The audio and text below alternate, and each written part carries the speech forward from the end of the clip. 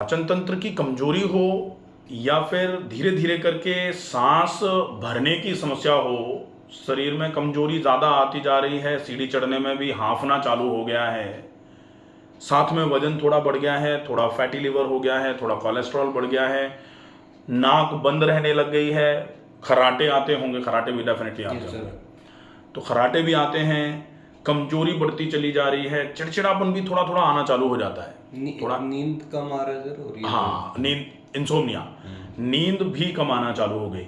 अब नींद कम आ रही है, इसका मतलब डेफिनेटली ये स्नोरिंग से रिलेट करेंगे अपन कि खराटे आ रहे हैं, मतलब क्वालिटी ऑफ स्लीप जो है ना वो डिस्टर्ब हो रही है। प्लस खराटे आ रहे हैं तो नाक बंद है, नाक से सांस नहीं भर पा रहे आप, तो फिर सपने आते रहेंगे नींद में, पता नहीं क्या, अनाप शनाप कुछ भी उल्टे सीधे सपने वो आते रहेंगे, तो स्लीप की क्वालिटी खराब हो जाएगी। स्लीप की क्वालिटी खराब हुई तो विश्राम की अवस्था, जो आप सो रहे हैं वो सो नहीं रहे हैं, एक तरीके से लेटे हैं बस।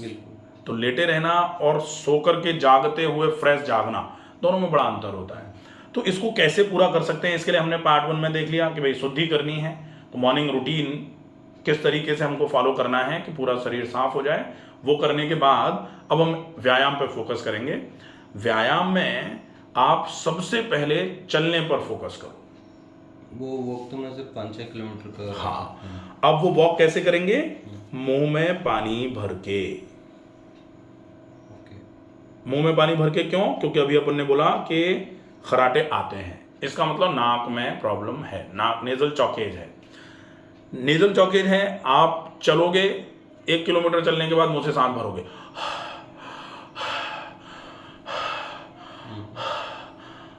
एक तो ऐसे, और एक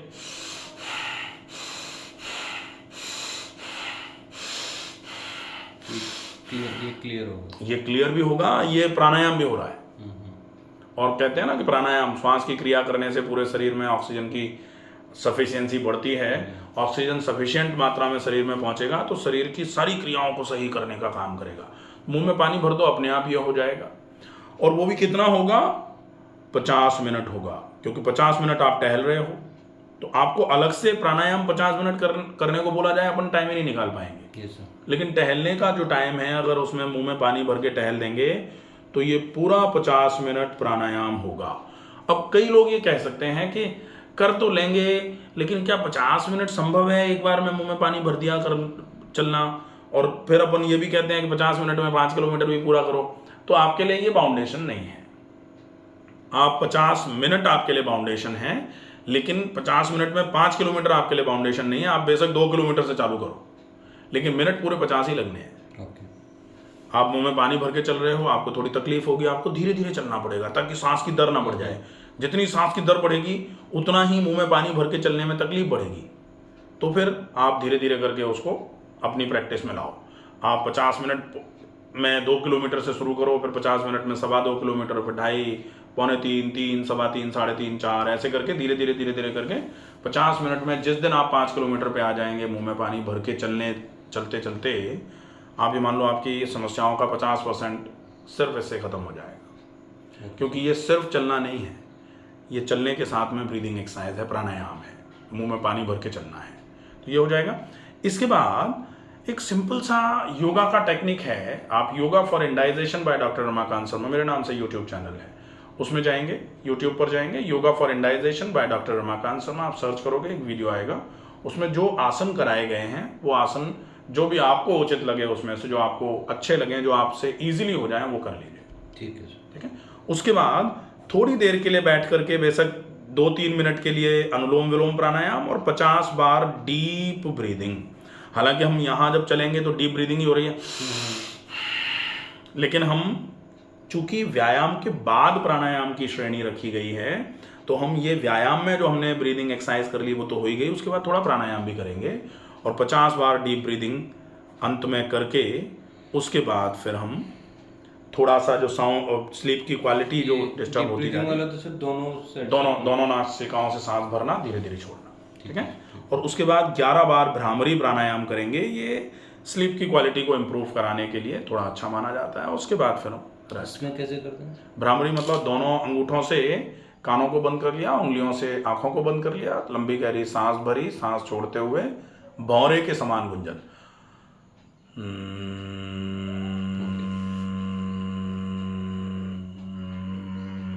ईज में गुंजन करना, ऐसे वाला नहीं होना चाहिए। ठीक है। ठीक है, तो ये हो जाएगा। इसके बाद ये एक्सरसाइजेस का रूटीन पूरा हो जा रहा है। ये एक्सरसाइजेस अगर अपन अच्छे तरीके से पूरी कर लेते हैं तो हम चूंकि कहते हैं कि डाइट और एक्सरसाइजेस दो चीज़ें हैं जिनसे आप पूरे तरीके से स्वस्थ रह सकते हैं, और इनको नहीं करेंगे तो निश्चित ही स्वास्थ्य आपका खराब भी होगा। तो एक्सरसाइज होगी। अब हम आते हैं डाइट पर। ठीक है, डाइट में सबसे ज़्यादा ज़रूरी, चूंकि हमको थोड़ा वेट लॉस भी करना है, तो सबसे ज़्यादा ज़रूरी है कि डाइट में आप ज़्यादा मात्रा में पानी पिएं। वो अपन बता चुके पहले, शुद्धि में ही बोल चुके। ठीक है, तो पूरे दिन में खूब सारा पानी हो गया। खाने पीने में सिर्फ कुछ चीज़ों का ध्यान रखना है, चूंकि पाचन तंत्र को भी इम्प्रूव करना है। तो आप तो नाश्ते में केवल फ्रूट्स लो 400 ग्राम। ठीक है सर। खाने के 40 मिनट पहले हरा सलाद खा लो, खीरा ककड़ी, चाहे तो टमाटर भी मिला दो इसमें। खाने में बहुत मोटे आटे की, या तो ज्वार की, और ज्वार नहीं हो पाए तो फिर गेहूं की मोटे आटे की रोटी। चूंकि आपकी शुगर तो अभी ठीक आ रही है, शुगर में कोई दिक्कत नहीं है, जो वगैरह और ये खा रहे हैं, मिला के खा रहे हो। हाँ तो ठीक है, चलेगा। गेहूं अभी अवॉइड कर रहा हूं। गेहूं अवॉइड कर रहे हैं तो ज्वार बेस्ट है फिर आपके लिए। ठीक है। ज्वार की रोटी, सब्जी की क्वांटिटी ज्यादा, और 1 गिलास छाछ। ठीक है।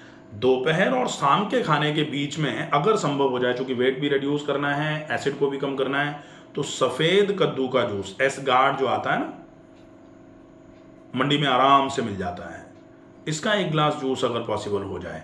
और अगर मान लो ये हम ऑफिस में रहते हैं, नहीं अवेलेबल हो पा रहा है, तो इसकी जगह नारियल पानी पी लेंगे। ठीक है। शाम का खाना यहां हमको थोड़ा फोकस करना है कि हल्का होगा और जल्दी होगा। तो जल्दी का मतलब, अब अपन कामकाजी लोग बोले जल्दी कैसे खा सकते हैं, हम तो 8-9 बजे तो ऑफिस से ही आते हैं। तो अरेंजमेंट करिए कि शाम के खाने को आप कैसे भी करके लेटेस्ट, मतलब जो लेटेस्ट मतलब ऐसा वाला लेटेस्ट नहीं, लेट टू लेट अगर कुछ हो सकता है तो वो मैक्सिमम 7:30 हो सकता है। 7:30 के बाद आप रूटीन में मेरा ये रहता है। ठीक है। और अगर रूटीन में ये रहता है, आप इसको थोड़ा प्रीफिक्स कर सकते हो, तो आप 6:30 कर दो।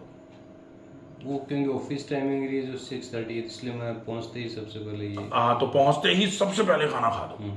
और अगर हम जैसे 7:30 के आसपास भोजन करने बैठ रहे हैं, 7-7:30 के आसपास, तो फिर हम ये ध्यान रखें कि शाम का खाना थोड़ा हल्का हो जाए। Okay sir. जितना हम हल्का ले रहे हैं उससे थोड़ा हल्का हो जाए, या फिर कोशिश करें कि थोड़ा और हल्का हो जाए। और शाम के खाने के बाद कम से कम 20 मिनट का वॉक जरूर हो। और ये वॉक मतलब ब्रिस्क वॉक नहीं है, ये वॉक मतलब चहलकदमी, आराम से इधर उधर थोड़ा रोम अराउंड जो होता है वो कर लिया। इसके बाद फिर ये ध्यान रखना है कि आपका जैसे थोड़ा पेट का भी ध्यान रखना है, थोड़ा लिवर का भी ध्यान रखना है, थोड़ा लिपिड प्रोफाइल का भी ध्यान रखना है, थोड़ा वेट का भी ध्यान रखना है। इन सबको लेके एक सिरप है, वो सिरप अपन 10 ml 50-60 ml पानी के साथ ले लेंगे। ये पेट को भी साफ कराएगी, ये लिवर डिटॉक्स के लिए भी थोड़ी हेल्पफुल रहेगी, अच्छा रहेगा ये। तो ये डाइट हो जाएगी। ठीक है। इसके साथ में, इसके बाद अगर आपको बीच में कभी भी भूख लग रही है, ऐसा लग रहा है कुछ खाने का मन कर रहा है, तो आप आइदर सलाद खा सकते हैं और फल खा सकते हैं, लेकिन फलों में हाई ग्लाइसेमिक इंडेक्स आपके लिए नहीं है, जैसे चीकू, आम, अंगूर, केला, ये आप मत खाओ। Okay sir. ठीक है, क्योंकि ये खाने, वैसे तो फल हैं, खाने योग्य ही हैं, लेकिन ये हाई ग्लाइसेमिक इंडेक्स हैं। हाई ग्लाइसेमिक इंडेक्स आपको नहीं खाना है। अगर सभी फिर एक पपाया बचता है, पपाया बचता है, एप्पल बचता है, अनार बचता है, नाशपाती बचती है, बचने को तो बहुत कुछ है। अच्छा, बट अनार में सर एसिडिटी का ऐसा कोई प्रॉब्लम नहीं, अनार एसिडिटी नहीं करेगा। ठीक है, ये हो जाएगा डाइट। अब परहेज में मैदे से बनी सारी चीजों का परहेज करना है,